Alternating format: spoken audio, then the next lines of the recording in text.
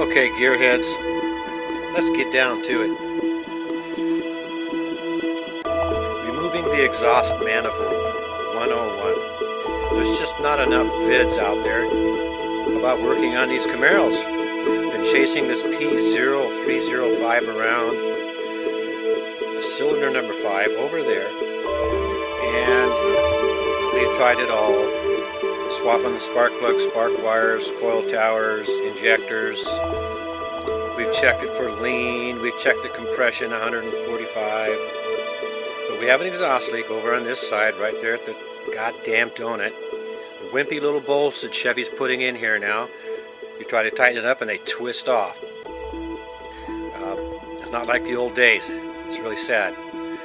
But it's one of those things you put off forever because you know you're going to be twisting more bolts off. But what can you say? So we're diving into it. So we got number 13 studs holding this manifold on. 6 of them. I've tackled the end ones first. That's what we have right there. Okay. A cap nut. And interestingly enough, these are studs holding the exhaust manifold onto the engine, unlike down underneath where the 2 studs should be that hold the donut up tight to the pipe. Oh no, they give you a long skinny bolt. So go figure. And of course it's hard to get at this, and so I've taken off the 2 end nuts first, and the nuts are coming loose, the studs are staying inside the head. I've got a 13 wrench, I've got this set up here. It's a adapter with, the studs are rather long, so this is what I had that could go over. I didn't have a deep 13. So the good news is we've managed to get them all loose. Now I see there's a, looks like a bolt holding the shield onto the exhaust manifold. I'll show you this in a bit down there, and I don't know, it's about a size 10 or so. We're going to try to get at that. There we go.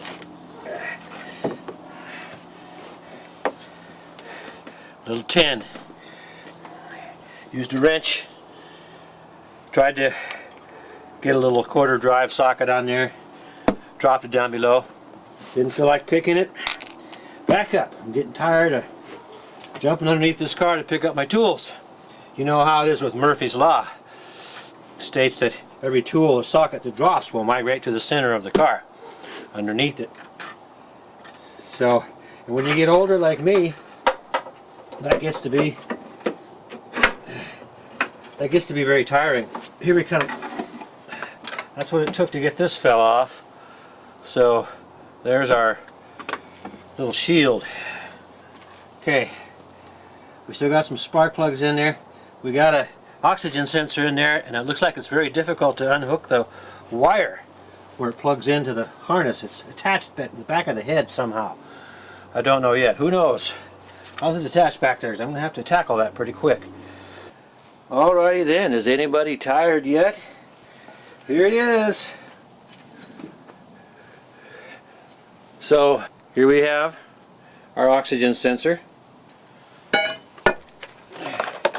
Pulled it out, took a couple tools. Fortunately, I was able to use hand tools for this job. Was able to break it loose with this thing. Grab hold of it with this. Use a little bit of this stuff. Helps a lot. Get it out of the way. We'll deal with it later. And now we're dealing with this busted stud.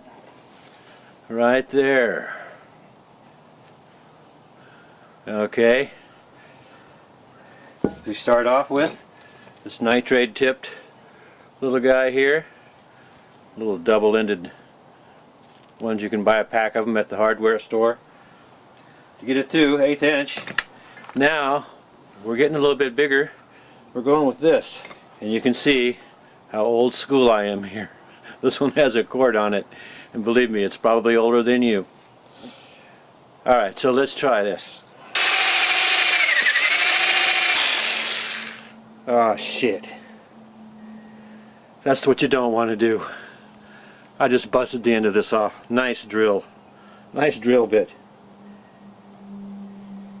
Son of a bitch. Now we're screwed, see? Now we got it stuck in the hole. like I said, you get to see what not to do here. Let's shut the damn camera off. Okay. So much for that, huh?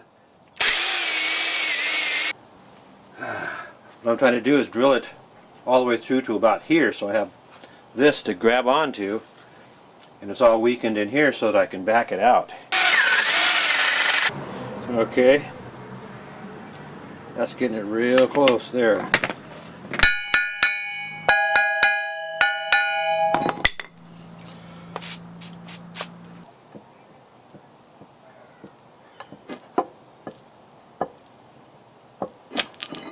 Still nothing. We got to go to an even bigger drill bit. Now we're getting to where we got a drill bit that doesn't want to go down through there. Let's try this one. No guarantee how good these things are. They're old, like this drill. These drill bits are older than this drill.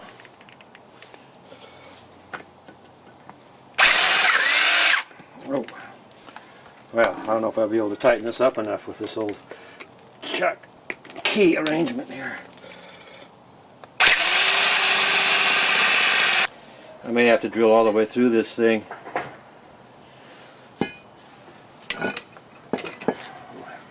Look at this. It twisted off on this end too.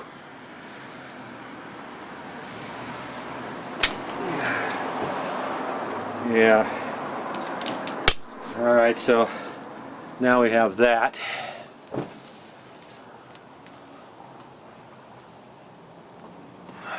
We're just going to have to drill it the rest of the way through.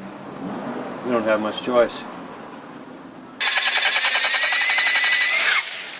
That's not working. Well, a little more.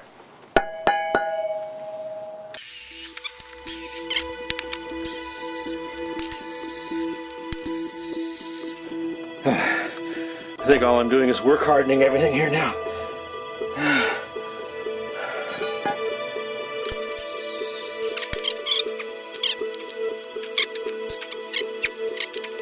There's not going to be any threads left in this.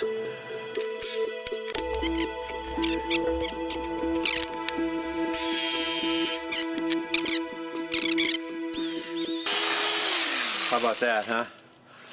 I think it was one of the biggest cop-outs when U.S. industry gave in to the metric world with all of our bolts and so forth on all of our newer cars. We should have stood firm, just like we did when they tried to sell us gasoline in liters. We fought back on that one and won. But the older we get, the more sheeple we get in the nation who won't stand up for anything at all. Alright, what do you think about that, huh? It's actually threading in there. It feels like it's threading in there pretty tight. Can you believe that? Let's see if I can twist this bolt off, huh?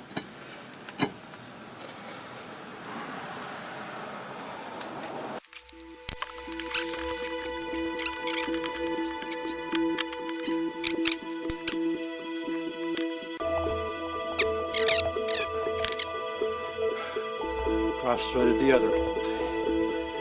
Oh, we're doing good today, aren't we? Okay, look what we got going here now. Can you guess what I'm doing? Tools at hand. Whatever I can find in my little tiny garage. Alright, I'll give you a clue. 5/16 coarse thread. Started ramming it down through that hole. That's what it looks like. All the dirt and cruds on it. It pushed out some threads too. Some of the old threads when it was going through. As you can see, this one is broke. But what the hell? You know? Oh, there's some threads remaining on it right here. We'll have to get those off of there.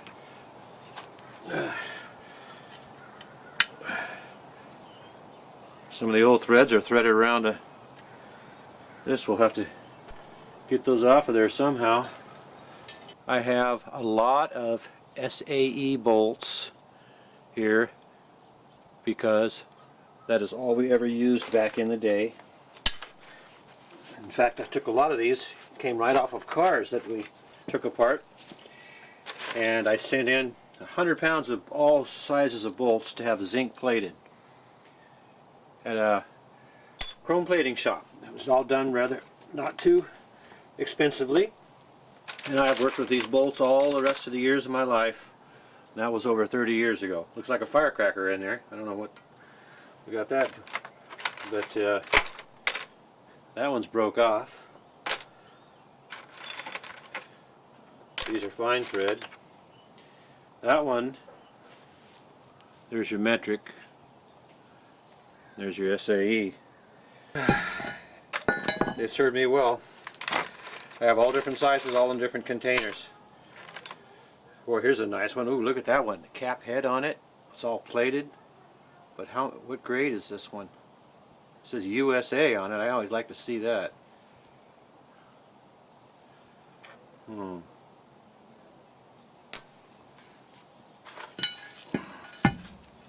Alright, well, even this 5/16 bolt looks to be stronger than that chintzy little piece of shit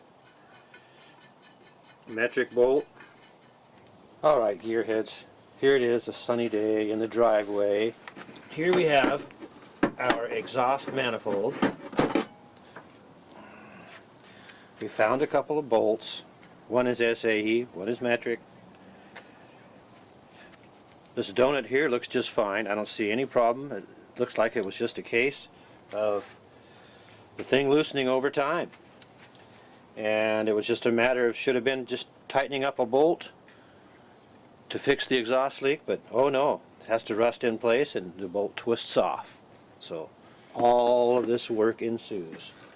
What a disappointment. What a disappointment in GM. Alright, well, we've been bitching about the engineers forever, haven't we? Well, let's get back into this hours-long job here, figure out how we're going to lay this down in there. With that bell mouth connection right there. I think I just want to set it back down in there and get this thing lashed up.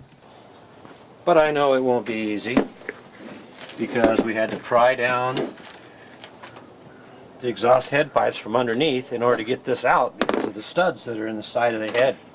This thing drops down like this and it hits that. Middle port number 4, both studs remained in the cylinder head. So it has to slide up over those 2 studs and slip into the donut down below. Wow, it's hard for me to see with these glasses. Again, getting old sucks because the sunlight is bouncing off these lenses and I can't see shit. Alright, gearheads, here we are underneath. And there it is, right there. The ball is inside this, and up above there, if you can see where it started into the 2 studs. Number 4, the 2 studs. What I'm going to try to do is pull down, because it's jammed in there. I need to pull down on the exhaust, which is right up over my head here. I've loosened up the trailing bolt up here on this donut. And of course the forward one, just like on this side, was frozen. I didn't want to risk that, for God's sakes. Well, loosening up loosened enough to where this would move a little bit. So what we're going to do then is pull down on this and try to get that to slip into place over there. So here we are. See, I can pull down a little bit. You can hear that. We got it slid up in there. So now, I just happen to have one of the bolts down here, one of the studs. Oh man, what do you know? I got that one-handed. One hand on the camera and one hand on the bolt. What do you think about that, gearheads, eh? Yeah, let's get up above here and get them all in. Alright, now if you've been watching the Cylinder 5 misfire video, we've shot a whole another video since then. We've R&R'd the passenger side exhaust manifold. had an exhaust leak over there. Went the import bolt twisted off, and it was time. So now we're going to take a look at the scanner and see what we see. Here's what the scanner is showing us. All this stuff that I've already been messing around with. Most of this has been eliminated.